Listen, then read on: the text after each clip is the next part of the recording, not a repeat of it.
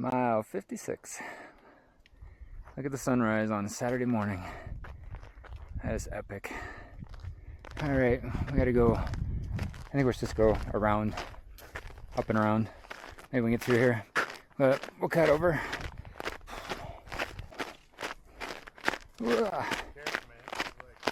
Gotta cross the icy snow. Everything refroze overnight. That's Alex in front. Took a photo of me with Lake Tahoe and the sunrise, and I'm going down. There we go. No, stop. Yeah. It was super slushy and slick yesterday, and now it's rock hard and icy. All right, let's get back at it. Can't wait for my nap.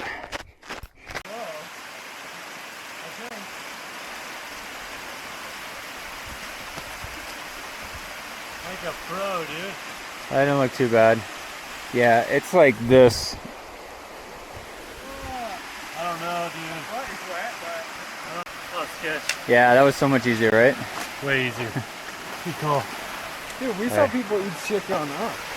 Just put your pole on that first rock there, and then just slide down on your pole. And then put your foot on the rock.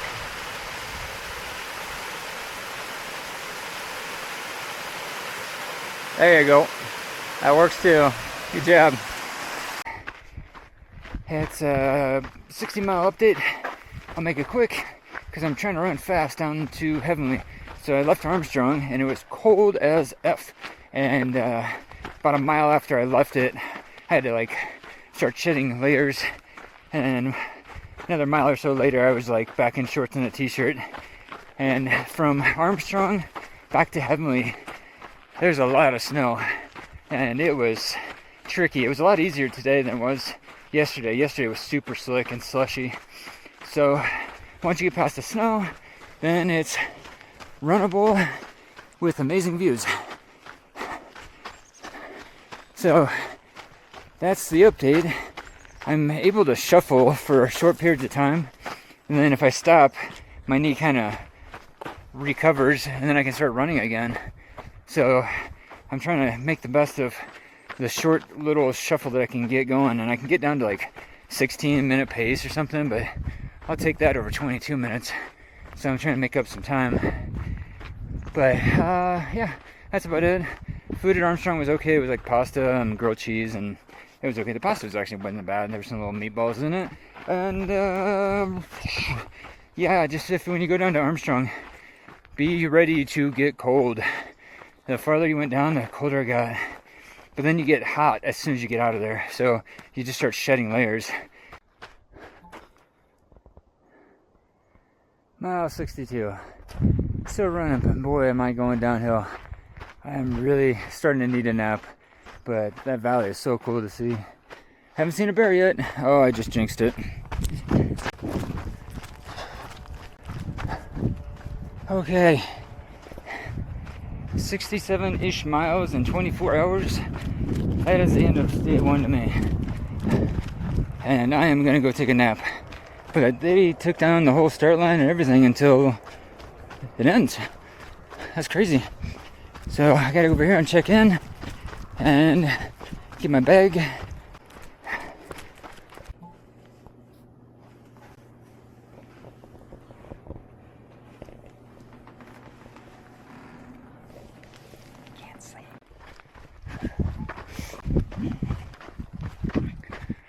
Alright, after an hour and a half at Heavenly, I spent an hour trying to sleep. I think I might have dozed off for like 5 minutes, 10 minutes.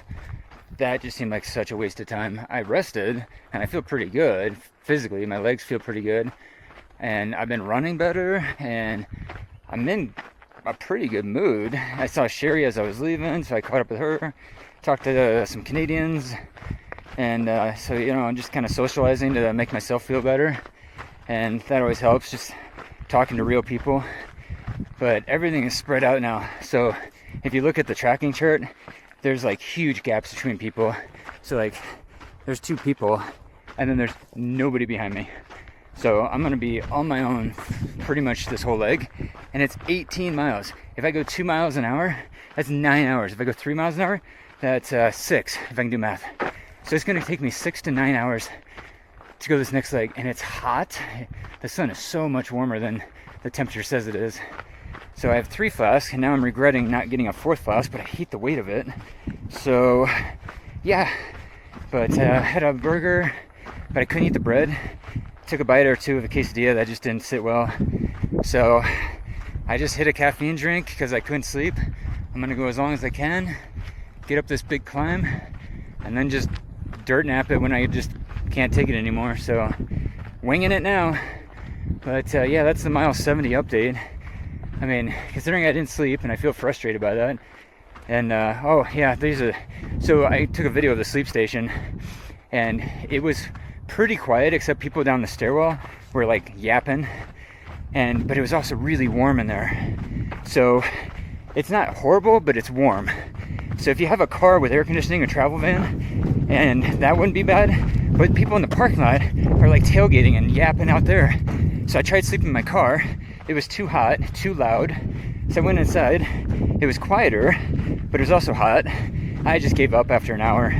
We got some food, geared up, and headed out. Oh, and they check your gear as you're leaving Heavenly too. So yeah, make sure you got everything. Yeah, I think that's it. So head to Spooner, gotta go. Okay, mile 73. There's a bunch of boulders. Just go right through a big stack of them when you get to this. You can't miss them. But this is the view you get. And there's a little path kind of hidden. So had to go off the beaten path and enjoy the run for a few minutes. Can you see the shade behind me? Yeah, that's about the only shade out here. I'm climbing from Heavenly to Spooner Summit. And so basically what it means is 3 miles to the highway and then kind of down a access road. And then it's 12 miles to the summit. And I thought it was like 12 miles like up or somewhere, or like 5 miles here. No, it's 12 miles. It's gradual. I mean, it's not super steep, but it's just lots of switchbacks and just relentless climbing. But what sucks is it's like supposed to be in the 70s today, like 76. Feels like 90s. That sun is so bright and so hot, and there's no shade out here, and there's barely any wind. You can hear it, but you can't feel it. And so it's kind of teasing you. So anyways, I have 3 flasks and I'm halfway through 2 of them. So I'll probably start sucking down some water when I get to the halfway point, but I was kind of rationing it.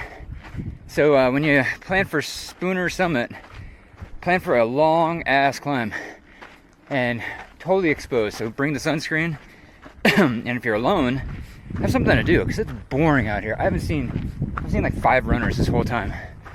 So and what other advice did I have? Yeah. Oh, and I tried to do a cat nap or a trail nap on this rock. It was actually kind of comfy. I laid there for 6 minutes. I'm like, nah, not gonna work. So I kind of figure around 3 or 4 my body's just gonna go, you need a nap. But I also just wanted a break because 12-mile climb that's a long climb. So yeah, this is tough. But that's all. So yeah, it's just boulders, trails and boulders. Okay, I'm 6 miles from Spooner Summit, and this climb is taking about 6 to 7 hours, and it's exhausting, and it's boring, and there's nothing out here. So all I'm doing is scanning the forest for bears. It's a little thicker now, but a second ago you could see for like half a mile in any direction, and stumps are starting to look like bears, and I'm getting a little tired. So I'm trying to scout out a place to lay down, and my ideal spot would be a granite stone that's flat, a little off the trail, and with a wind and in the shade. I'm asking for too much. I can't find one. Alright, as soon as I find one, but other than being like almost exhausted, tired, I'm just dragging my feet now. It's really hard to keep like going at a hard pace. But other than that, I'm bored, and I can't wait for this climb to be done. And I want to get some food. I want to hydrate. I want to, I don't know. I just want to sit down. I just need like lots of fluids. It is hot out here. So yeah, mental toughness. That's the name of this section of the course. It is, if you're out here alone, it's wicked hard. So yeah, that said, I'm gonna see how far I can go and maybe find a place to take an hour nap, even a 15-minute, just close your eyes. So, all right, I'm on 30, 36, 37, 38 hours of no sleep. And I think my record is like 42, 46. So, and then I just completely just crashed. So that's beyond smart to go that long. But I just can't sleep. Every time I lay down, I'm just like, I just can't fall asleep. So I just keep going. And when my body says sleep, I'll sleep. So I heard I think it was a pro triathlete. He's like, it's really simple. If you're hungry, eat. If you're tired, sleep. That's all it takes to train. That's all it takes to race. And I'm like, well, in a way, that's pretty true. Because when I get tired, I'm going to sleep. And when I'm hungry, I'm eating. That's all it is. So, all right. Mile 80, out in the middle of nowhere. At least I know I'm on the right trail, but you wouldn't know it because I haven't seen anybody for about 3 hours.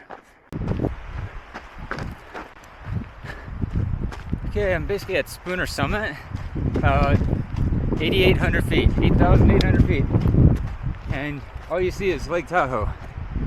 And remember when I said I was hot and there's no shade, it's cloudy, and it's like 30-mile-an-hour winds here, and it's a little chilly. So I'm thinking if you came through here at night, you're gonna need the puffy jacket for sure. It is chilly. I was gonna take a nap on this bench overlooking the lake, but I think I would have froze on there. All the sweat on me. All right, I'm still 4 miles from the aid station, I think, something like that, 4 or 5 miles. Oh God, I feel like I just fall asleep walking, but I can't find anywhere to sleep. Look at all the rocks and the bush. There's just nowhere to sleep. Or it's too windy, it's too chilly. There's even snow over there. Like, that's crazy. And there's snow up there. A 90-mile check-in. Just left Spooner aid station. And they had really good quesadillas. They added some salt on the outside. That'll help. And they did the pasta with the meatballs again. So, because this is 19 miles to Village Green, I put some meatballs on a Ziploc and took a quesadilla to go. So I'll snack on those later. It's okay if they're cold. And I grabbed a caffeine drink. So if I can take a nap, hour or two, when I get up, I'll grab that to kind of zap me back and get me going so I'm not groggy trying to get out of sleep. And yeah, that's about it. So this baby is a long climb, 19 miles. It's gonna take like 7 hours. I won't get there until 1 or 2 in the morning. And I'm running so far behind because of my knee that my overnight clothes are at the next aid station. So my dry clothes, my dry t-shirt, but I'm glad I packed everything, all the required gear and everything contingency, because I've used everything. I've used extra batteries, I've used long sleeves, rain jacket as a windbreaker, the puffy jacket. What else have I used? Backup gloves, 2 pairs of gloves, rain gloves, and then winter gloves. I've gone through everything, so I can get through the night, at least to the aid station, and stay warm, so I'm not worried about that. That's why you carry everything, just in case. And I used almost everything last night because it just got so cold. So yeah, that's about it. Really good aid station, super helpful volunteers. The descent was kind of steep. It was a little hard on my quads. Going up, it's gonna be tough for like 3 miles, but going down Summit or Spooner Summit, like basically to the finish, that is gonna be fast. So if I have any legs on me, I'll be moving. But yeah, I don't really know exactly where I'll finish, but I'm at mile 90, so I'm almost at the halfway point, which I'll hit during this stretch. So that'll be cool, and then I can kind of see where I'm at overall, just double the time. Yeah, it's getting a little chilly. already because the sun's behind trees and it's going to set behind the mountain here in a little bit. So it's going to get darker earlier if we stay on this side. So I got to get my headlamp out, swap all my stuff, maybe switch to a long sleeve, and then I got to throw my rain jacket on if I'm sleeping to stay warm. And I'll have my buff on, which I always leave underneath my headband or my headlamp. And yeah, so I gotta like figure out how to stay warm while I'm trying to take a nap. And I'm gonna try and do it once the sun goes down and gets a little darker. One, nobody will see me, and two, it's just a lot more pleasant, quiet, easier to sleep. So that'll be fun, but just gotta find a nice spot. And this is the trail coming out. This is really kind of sandy. I think it's like loose granite, but yeah, so you got all these pine needles and stuff, so it's gonna be tough to find a spot to sleep here unless I get off a trail that's nobody using. So that's probably the best option. The last segment was a side trail, because it's just like this, you can't go anywhere. There's like bushes. I mean, how do you sleep in that? Or that? Wow, that's pretty cool. All right, I will see you at mile 100, which will be, actually it's mile 101 is the halfway point. So that's when I'll check in again as the halfway point, which will be super early in the morning. God, I hope I get some sleep. All right, bye. Wow. Don't drop your glove. There we go. Hey, check that out. It's a double lake. There's Lake Tahoe, and then some small lake right next to it. Let's go around the corner here. And it is cold and windy right here, and I want to find a spot to sleep, but I can't sleep here. I gotta get on the other side of this ridge. But check it out, a double lake. That's so cool. And we're going that way. I gotta find a spot, but again, where do you sleep when it's all a bunch of sagebrush or whatever this is? Just hit mile 100, and I haven't slept yet. I've been going for just under 38 hours for the race, plus 3 hours before the race, so 41 hours without sleep. And I'm starting to really feel it. I've been feeling it forever, but last time I laid down, mosquitoes were bothering me. And then everywhere we've been since has been high exposed areas with high winds, cold temperatures. So I'm trying to get to the bottom of this mountain here. And it's just switchback after switchback down to Village Green, I think. So I think that's where we're going next. But these switchbacks are going to be hell to get back up. It's going to be like hours long climbing. So, but they're also hard to find in the dark. So there's not too many flags out here. But that's the status. I'm getting really nervous and really worried. I'm like, why haven't I been able to sleep? Like, I know I'm tired. I just can't fall asleep. It's kind of getting scary.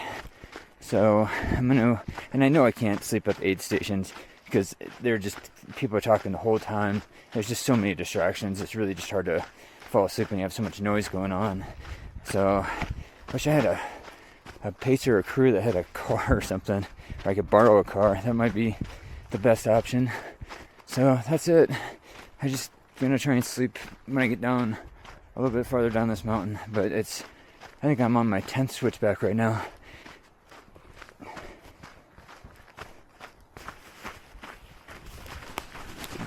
Okay, those two guys are from Vancouver, and I think we're about to start the powerline, the famous powerline. It's super dark, you can't see them, but there's, yeah, we just came up a neighborhood, we just left the aid station. Here we go. This is gonna be crazy. I don't know if I'm halfway, quarter of the way, but this is powerline. Tight bushes, then you get to a little open spot, and then you do some hardcore climbing. It starts off at 19%. There's a power line. You can't see anything in the dark, but so I don't forget, it starts off at 19%. That's the easy. Then it goes to 26, the most I've ever seen on my watch. And I did UTMB, right? And they have some insane climbs. And this is the easy section, I guess, at 9%. Yeah, most treadmills only go to 15. This was 26. Think about that. Like, basically take your treadmill and double it. And yeah, see what that looks like. holy cow. This is, in terms of overall climb so far, not my hardest. But in terms of short sections, hardest. Those 26ers were, I gotta go this way. Those 26, that was no joke. Dang, you gotta fight your way through the plants, and you get over the rocks, and you go up a little climb. This is so cool, this is crazy. I'm having a blast on this one. This little guy from Iowa taking on this behemoth. It lives up to the reputation. I'm about 30 minutes too soon, but this would have been the greatest sunrise spot ever. And it's all dark. I can see lights around Tahoe. But that, I'm at 7,700 feet. It took me 35 minutes to climb that, and it was sketchy, and that was hard. UTMB still holds the record, hardest climb ever. And that was like mile 80, 90, and I think I still have to go up one more climb to get to the tippy top, but I made it. Holy crap, that was hard. All right, quick recap of day 2 for you. I was in great spirits all the way through the whole race. I was having fun, despite my knee, despite being tired, despite being sleep deprivation. I mean, everything that you think would just ruin your race and make it hard, I was having fun. Was coming into Village Green. I had been up for 48, 49 hours at that point. I was dragging, and I got to the point where my arms were on the ground. I was just dragging my poles behind me, and I was kind of like zombie walking, and I was like, I'm so tired. And I was like, I just need to lay down. And I kept looking for great spots. And down this gravel, or down this dirt path, it turns out there were mountain bike trails on the side, which I didn't know in the dark that that's what they were. But I kept seeing these little offshoot trails, and one of them went up. And so I just got off the trail, out of the way. I was still visible to other runners, so I'm kind of safe and nearby the trail, but I was out of their way because they were just coming down this hill. And so I pulled out the bivvy that they gave us at the start, and it was kind of like, it has this little, like, it's basically just a sleeping bag, but it's that foil thing, and it's super loud, and it's got these little reflective strips on it. And it turns out at night, headlamps hit this, and it looks like race flags to tell you where the trail is. And so people kept kind of coming by going, is that a flag? No, that's a person. And 2 guys walked up and stood right over me going, I don't think that's a flag. Like, on top of me. They must have been really tired too, because you could tell it was a person. But anyways, so I rolled up in this thing, and it was cold, and there were bugs, but this kept me warm, and I was able to get about 30 minutes of sleep in it. The only problem is, once you open this, it's in this little square, and then once you open it, it's impossible to roll up. And so I was trying to flatten it, like, yeah.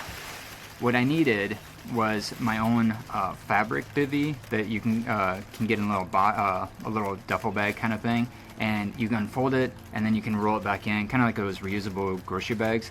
That would have been perfect. That would have saved space in my bag. It would have been easy to pack. I had never used a bivvy before. I didn't think I would even use this thing, but then when I realized that it keeps the bugs off you, it keeps you warm, and it's like, it makes you just feel a little safer out there too, because like animals, you know, you just feel like in a ball, in a cocoon, so you just feel kind of safe. So I just put my head on my pack and put myself in that little bag, and once I calmed my brain down, that was the hardest part. My brain was going 1,000 miles an hour. I had thoughts, dreams, crazy stuff going through my head, and I just couldn't calm down. So what I did was I just cleared every thought in my head, and I focused on the blackness that I saw when I closed my eyes, and I just took really deep breaths, exhaled really deep, and I just calmed down, and then eventually I fell asleep. And from that nap on, every time I went to take a nap, I did that same thing, and eventually I was able to train myself to do dirt naps, and I ended up being able to sleep in some of the craziest spots, bugs, trees, sticks, rocks, like, just, it should be uncomfortable and not pleasant. There's people walking by, aid stations with some noise. No matter what, I was able to just focus on sleeping, and they may have only been 15 to 30 minute naps. I think the longest one I got the whole race was 45 minutes at Brockway, but 30 minutes, 15 minutes can get you through 10, 20 miles easy, and 30 minutes can get you through an entire day.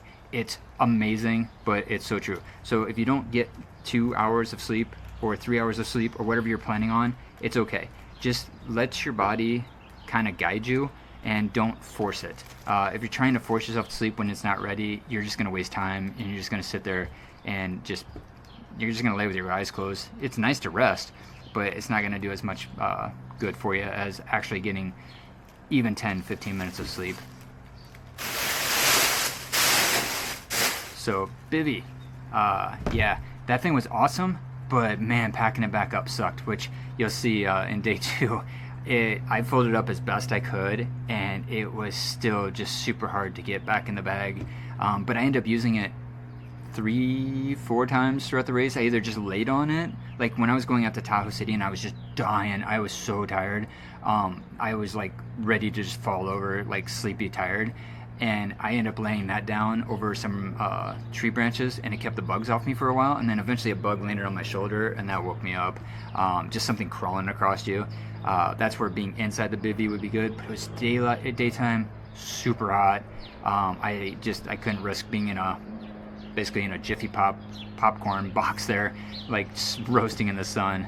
But it did help to lay down on it, because it just kind of created a nice little barrier. So those things were game changers for me. But investing in a $5-10 like fabric one from the Sierra store would have been so much better for me. Anyways, there were times we were trying to find spots to sleep, or I was trying to find spots to sleep, and you'd see a nice open area just off the side of the trail or behind some rocks or something that felt like you'd have some quiet. And I was still having trouble at that point, like earlier in the race, like basically the second night. I was having trouble still taking naps at that point. And that's why I tried 3 times to take naps, and finally on the way to Village Green, right, like maybe 6 miles before Village Green, I finally took a nap. But I laid down, and there were mosquitoes, bugs on the ground, bugs flying around. I would have mosquitoes like buzzing my ears, so I put a hood up, buff around my ears, anything to cover my face, and it would still buzz over the top of the buff on my ears, and that would wake me up. It became pointless. So having some bug repellent would be good, but you really have to pick and choose the forest. You have to know if it's buggy, if it's exposed to the sun. You can't just sleep anywhere. You really have to like think it out and find a really good spot that's really safe. Safe from bugs, safe from the sun, safe from animals, safe from like just laying on a tree limb or something like that, like just branches on the ground. So finding spots to sleep was really difficult at times. I wanted to give people an idea of what it's like on the power line, because that is people think it's the hardest section of the race, and technically, and it's kind of challenging to a point, and it's a little slick at times, but there's some climbs out there that are far worse. Like the climb to Spooner from Heavenly, that's 12 miles of just nonstop climbing in the heat. I thought that was one of the hardest climbs. It wasn't the steepest, but it just was long, hot, boring. I barely saw anybody. So powerline is actually quite fun. You just take your time and enjoy it. If you can hit it during the day, going up in the heat might be a little hard, but going down in the early morning, that was fun. And coming up it at night, it was actually pretty cool, because you could see all the lights in the distance. You could see the lakes and stuff. So that was pretty fun. So I enjoyed that. A lot of I was hitting Village Green at that point. I got that wood fire pizza. I mean, I had trouble finding the aid station. That kind of put me in a sour mood. But once I got there, they were awesome. I met a couple runners coming out of Village Green that were from Vancouver, and walked with them to a power line. That was actually that might have been the only time I ran with somebody. And that was like, we just walked like 2 or 3 miles together. That was one of the few times I had somebody with me, basically the second half of the race. I think it was a total of 6-7 miles over maybe 100 miles that I was actually with somebody and got to talk to people. Otherwise I was on my own, and I am so glad that I train alone, run alone and stuff, because I had that mental toughness. We were up on the ridges of like Spooner Summit, and we were coming across the ridge lines, going down to I guess we're coming out of Brockway, coming out of Village Green, any of the spots that had high 8,000, 9,000 feet, especially ones where you overlook the lake. If that wind hit me, for whatever reason, when the wind started howling through my ears, I would hear music. I think I mentioned in the video, I would hear classic rock, or just like, I couldn't figure out what the songs were, but I knew I recognized some of them or the words. It was probably all in my head, but I swear, and this was like the whole race from day 1 through day 4, if the wind started howling through my ears, I heard music. And it was like I was picking up FM radio signals and could hear the music. It doesn't make sense. You have to be there. You have to know what it's like to have sleep deprivation, to be tired, to just be exhausted. But it was like my brain probably convinced me that it was real. I don't know. It was cool as like I'll get up though, but it was like it again trippy as f because I would hear music in the wind, and I don't know. Nobody will ever believe me, but I know what happened. I was there, and I wish I could have recorded what I heard on so people could hear it. But it was like I was just playing Name That Tune. I came from the Midwest, you know, it's like 100 degrees, 90 degrees here, and I'm going to Tahoe, and they're like, yeah, it gets down in the 30s. It's going to be cold. And I'm like, no, it won't. It's like 40s. And it's like there were some times where it was 30s, but 40s in the mountains with wind feels like 20s. 70s with sun feels like 90s. So you have this massive range. And so when you're coming from a hot day to even 40, it feels colder than it really is. And I used every piece of my gear up to this point at least once. I used one piece of everything that's from my drop bag. I went and I had toothbrushes, I had KT tape, I had all these range of things that's just in case, and comfort things and stuff like that. I didn't know which bag I would need it from, and so I had them in every bag. And at some point I used one item out of at least one bag or multiple bags, and I used everything that I carried on me. I had a heavy pack, but the only thing I didn't use was that fourth flask. But I tapped into the third flask. But I used my blue winter jacket. I call it a puffer jacket, but the way it's lined, it keeps you from overheating, and it keeps you very warm, and it's very versatile, and it's easy to pack. So I used that multiple times when I thought I'd never touch that thing through the whole race. I used my rain jacket knowing it wasn't going to rain, but it works as a windbreaker very well. And so I layered up with a t-shirt, long sleeve, windbreaker at one point or a couple times. And then I would shed the long sleeve and go t-shirt, blue jacket, puffer jacket. I was doing these different combos. I used rain gloves, like these little mittens to go over gloves, as just kind of a windbreaker glove, and that got me through some chilly nights or chilly spots. And then I went to a heavier glove for colder spots, and I had my bike gloves, so there were like 3 different gloves. I was using everything that was in my pack at least once, and I'm glad I had everything. I don't regret packing anything. I don't regret like not bringing something. I had every contingency covered, and I'm glad I did, because I didn't have a crew or a pacer or anybody to fall on if I was missing something. So I carried everything I needed, and it was so worth it. The weight sucked, but I got into some jams where I was really cold or I was really tired and I needed to stay warm while I was sleeping, and so I had these layers. I had my tights with me. I didn't need the tights running, but I needed them at one aid station to stay warm. Actually 2 aid stations to stay warm. Armstrong Pass and Brockway, I put tights on to stay warm until I got out of there. And then I needed tights on like to nap, but instead of doing tights, I ended up using the bivy. So having all this stuff just made it able to get to the finish line. If I didn't have maybe one item in there, that could have cost me the race. So heavy pack, worth it. And that said, back to the blue jacket that I carried, which I thought I'd never use. It's so unpredictable out there. You could come around a corner and blasted by a 50-mile-an-hour chilly wind, and then 5 seconds later, 5 minutes later, 5 miles later, you're in a t-shirt and shorts again, and you're running down a hill, and it's on the warm side of the mountain. You just have no idea how long you're going to be in an exposed area, or cold, or hot, or something. So during the day, you need something to protect your skin. You need sunscreen. At night, you need to have those layers. You have to be ready for everything at Tahoe. It is unpredictable. And then 3 days after the race, they had this massive windstorm on the lake that they haven't seen for 30 years, and it was throwing boats over, capsizing boats. I think a few people fell off a boat in the middle of the lake.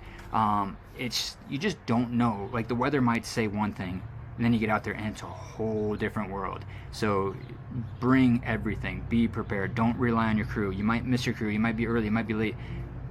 Be ready to fend for yourself. It's no joke when they say you need this to stay safe. A bivvy. You need a whistle. You need whatever. Like, have those. I always say, like, I'm never gonna use those. You know, it's like, who uses a whistle on the trail? Like, seriously. I mean, unless you break your leg and fall down a hill, you know. But it's like, yeah, now that I've been out in a situation where you can literally get attacked by a bear or fall off a cliff or break your ankle and nobody's there. I didn't see anybody for miles, hours. That whistle could have saved my life if I broke my ankle and I needed to like catch somebody's attention in the middle of the dark, because you just don't see anybody for like most of the race. Like that first 100K, that's it, and then it spreads out really quick. Your feet swell when you're running distance, so I always wear a 10 just every day training. And then for endurance races, anything over a marathon, I go to 10 and a half. So all my trail shoes are 10 and a half, and that's just what I train into.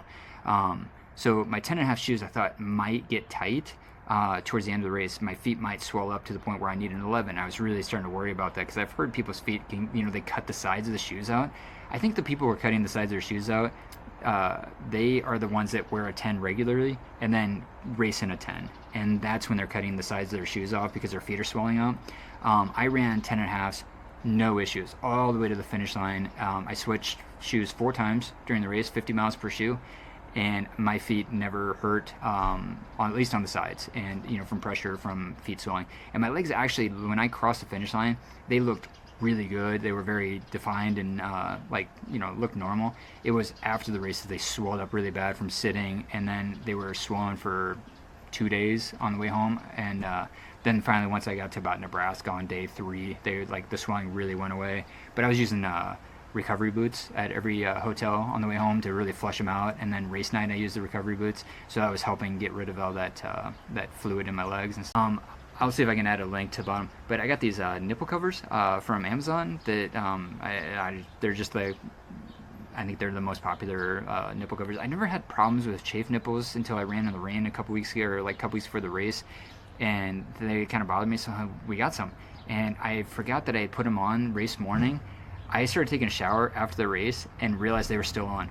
4-ish days later, and they were still on. Didn't even notice them. And that was awesome. So even little chafing can become a massive problem. So make sure you have your lube of choice for the chafing spots, nipple cover, whatever it is you gotta do. Don't take it for granted. The littlest thing can turn into a massive problem. So your hands, you don't realize how much you're using your hands, but they are dirty as sin. They're full of dirt, and your hands are just covered in crap. And so anytime I had a chance to use some body wipes, I would always wipe from my knees down to my feet. I'd wipe my feet completely clean to get rid of all the debris, so I didn't have any chafing or blister issues. So I clean my feet every time, but I also wipe down my calves, but I had to wipe down my hands too.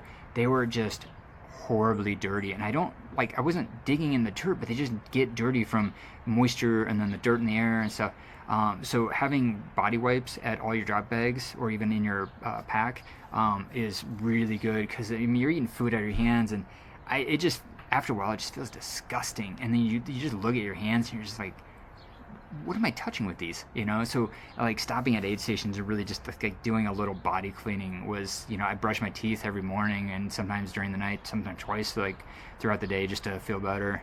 I started going to that sleep deprivation probably halfway through the second day, and then definitely in that second night I was really starting to kind of feel it. But I noticed I went from going aid station to aid station and thinking I'm at mile 20, mile 30, mile 40, miles that I'm running, and then I started thinking the race was a video game in my head, where I was collecting miles. I wasn't running miles, I was collecting them like they were coins, like pages in a book. It's hard to explain, but the more the race went on, the more I was getting into this train of thought where I wasn't running. I was collecting people, I was collecting numbers, it was just this weird train of thought, and I couldn't get over that. And I had to keep telling myself, no, you're running mile 21 to 22. We're gonna get to 22, and then I'd be like, all right, yeah, we're gonna collect mile 22, and we can't get done, or we can't get to this aid station until we collected all these miles, and then they'll allow us into the aid station. And I'm like, dude, you're not collecting miles. You're trying to run to Brockway. Just run to Brockway. And I'm like, okay, but I gotta collect 20 miles before I get to Brockway. I couldn't get over it. My brain was I don't know, some people hallucinate. My brain was just thinking weird. So I wasn't hallucinating, but I was having some trippy thoughts. So, but that was the end of day 2. And a lot of that would carry over to day 3, day 4, or get worse. Some things got better, some things got worse, some things stayed consistent. And click on this link right here for day 3 and enjoy the run.